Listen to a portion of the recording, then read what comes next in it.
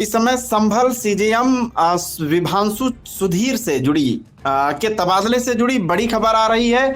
हाँ, हमारे साथ जुड़ चुके हैं इंडिया के editor in chief doctor Pankaj Singh Gaur. Sir, Sambhal CJM Vibhanshu Sudhir जो वहाँ एक हाल ही के मामले में सीओ के एफआईआर के आदेश के मामले को लेकर के काफी चर्चा में आए थे, आज उनका तबादला कर दिया गया है। इससे जुड़ी जो खबर आ रही है हम जानेंगे। सर, क्या पूरी खबर है, दर्शकों को बताइए, और इस तबादले को किस विशेष घटना से लेकर के जोड़ा जा रहा है सर?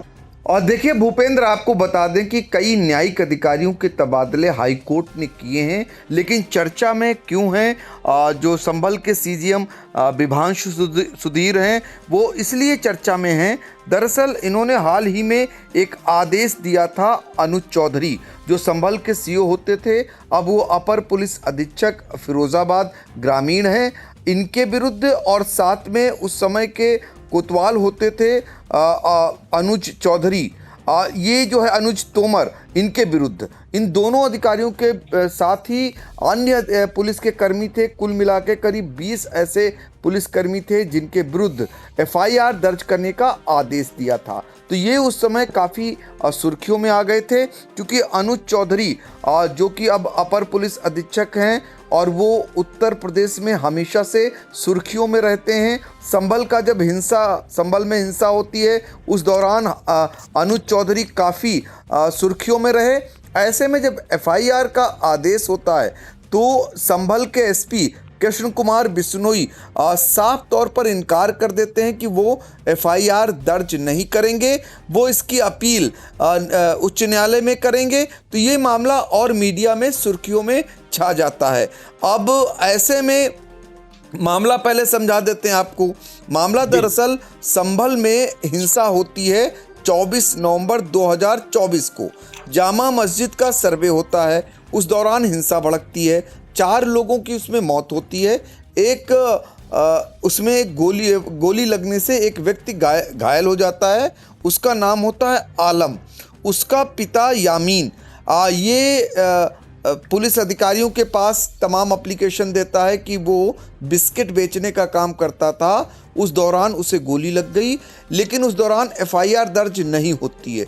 तब वो न्यायालय का दरवाज़ा खटखटाता है और सीजीएम विभांशु सुधीर की ओर से ये आदेश जारी होता है कि अनुज चौधरी जो तत्कालीन सीओ थे, और साथ ही अनुज तोमर जो वहाँ के संभल के कोतवाल थे, इनके समेत करीब 20 के करीब पुलिसकर्मी, इनके विरुद्ध एफआईआर दर्ज की जाए और 1 हफ्ते में उसको अवगत कराया जाए। ये जैसे ही आदेश आता है हड़कंप मच जाता है पुलिस महकमे में, मीडिया में, सुर्खियों में ये मामला छा जाता है। चूँकि अनुज चौधरी को मैंने आपको पहले ही बताया, वो काफ़ी मीडिया फेम रहे हैं, तो ऐसे में छाना इनका स्वाभाविक था। तो अब ये और मीडिया में उस समय सुर्खियों में आ जाता है जब सीधे तौर पर सीजीएम के न्यायालय से कोई आदेश हो और उसके बाद वहाँ के एसपी कृष्ण कुमार बिश्नोई की ओर से ये कहा जाता हो कि वो एफआईआर नहीं लिखेंगे, वो इस मामले में अपील करेंगे। पुलिस का ये दावा था कि हिंसा करने वालों ने ही फायरिंग की है। अब पुलिस की गोली चूँकि प्रतिबंधित कॉटेज होती है, वो उन्हें नहीं लगी है, इसलिए गोली पुलिस की नहीं है। तो इसको लेकर वो अपील करने की बात कहते हैं और एक समान वो कह देते हैं एफआईआर दर्ज नहीं करेंगे। तो कुल मिलाकर आज 1 सप्ताह से ज़्यादा समय लगभग हो रहा है, एफआईआर नहीं हुई। ये मामला ऊपर जा रहा था, इसको लेकर के शासन ने भी संज्ञान ले लिया और अनुज चौधरी उस समय और सुर्खियों में आ गए जब अभी पिछले दिनों वो गोरखपुर पहुंचते हैं और वहां पर गोरखनाथ मंदिर में पूजन करते हुए वहां पर देखे जाते हैं, उनके वीडियो सोशल मीडिया पर वायरल होते हैं। यानी कि ये मामला सीधे तौर पर सुर्खियों में छा जाता है। अब इस बीच हालांकि हाई कोर्ट ने तमाम न्यायिक अधिकारियों के तबादले किए हैं, उनमें सीतापुर के भी न्यायिक अधिकारी शामिल हैं, लेकिन संभल के सीजीएम विभांशु सुधीर का जो तबादला हुआ है उसके बाद अब सीधे तौर पर लोग उसी को कहीं ना कहीं जोड़ने लगते हैं कि कहीं ये तो नहीं मामला है, जबकि न्यायिक विभाग में काफ़ी बड़े पैमाने पर तबादले हुए हैं और इनमें वो भी शामिल हैं। ये इकलौता तबादला नहीं हुआ है, ये बात निकल कर के आ रही है, लेकिन अब चूँकि चर्चा में ये मामला आ गया था और इसलिए लोग जानना चाह रहे थे। सोशल मीडिया पर बहुत तेज़ी से ये मामला बढ़ रहा है और साथ ही आपको बता दूं कि कई चैनलों में भी ये खबरें अमूमन इस तरीके के न्यायिक अधिकारियों के तबादलों की ब्रेकिंग बड़े चैनलों पर नहीं चलती हैं, लेकिन ये ब्रेकिंग खबर बन रही है। ये बड़े चैनलों पे खबरें आ रही हैं कि संभल के सीजीएम का तबादला कर दिया गया। हालांकि उन्हें जो है सुल्तानपुर भेजा गया है और यहाँ से तबादला करके ये है अब तक की अपडेट। भूपेंद्र जी सर, आपने बहुत महत्वपूर्ण जानकारी दी सीजीएम संभल विभांशु सुधीर के ट्रांसफर के मामले में।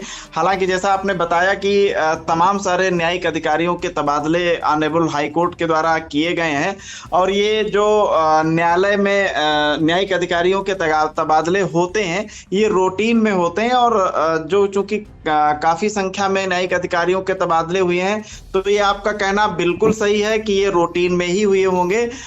इस तरीके की इस घटना से जोड़ना मुझे भी ये लगता है कि बहुत ज्यादा प्रासंगिक नहीं होगा।